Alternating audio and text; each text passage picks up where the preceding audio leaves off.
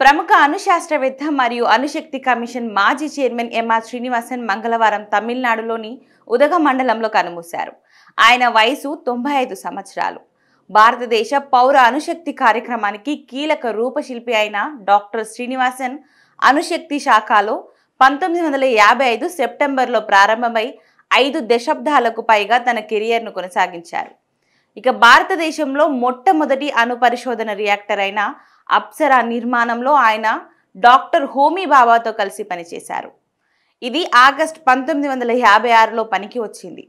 1959లో ఆయన దేశంలోని మొట్టమొదటి అణు విద్యుత్ కేంద్రానికి ప్రిన్సిపల్ ప్రాజెక్ట్ ఇంజనీర్గా నియమితులయ్యారు.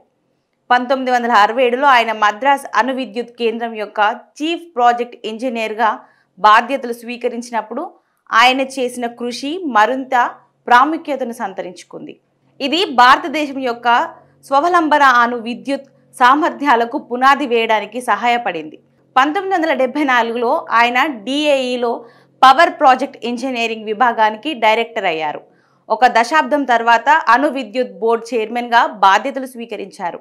ఆయన నాయకత్వంలో దేశం దాని అణు మౌలిక సదుపాయాలలో వేగవంతమైన వృద్ధిని సాధించింది. శ్రీనివాసన్ భారతదేశం అంతటా ప్రధాన విద్యుత్ ప్లాంట్ల ప్రణాళిక, నిర్మాణం మరియు ఆరంభించడాన్ని పర్యవేక్షించారు. 1987లో ఆయన అణుశక్తి కమిషన్ చైర్మన్గా మరియు అణుశక్తి శాఖ కార్యదర్శిగా నియమితులయ్యారు. అదే సంవత్సరం ఆయన nuclear power corporation of India limited వ్యవస్థాపక చైర్మన్గా కూడా నియమితులయ్యారు. ఇక ఆయన పదవి కాలంలో గణనీయమైన విస్తరణ జరిగింది. ఆయన మార్గదర్శకత్వంలో 18 అణు విద్యుత్ యూనిట్లు అభివృద్ధి చేయబడ్డాయి. 7 కార్యాచరణలోకి వచ్చాయి, 7 నిర్మాణంలో ఉన్నాయి మరియు 4 ప్రణాళిక దశలోనే ఉన్నాయి.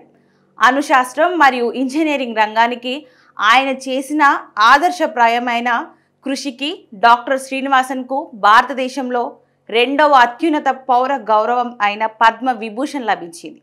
అతని దూరదృష్టి గల నాయకత్వం, సాంకేతికత, ప్రతిభ మరియు దేశానికి అవిశ్రాంత సేవ యొక్క వారసత్వం భవిష్యత్ తరాలకు స్ఫూర్తినిస్తూనే ఉంటుంది అని ఆయన కుమార్తె శారదా శ్రీనివాసన్ కుటుంబం విడుదల చేసిన ఒక ప్రకటనలో తెలిపారు. డాక్టర్ శ్రీనివాసన్ మరణం భారతదేశ శాస్త్రీయ మరియు సాంకేతిక చరిత్రలో ఒక శకానికి ముగింపు పలికింది.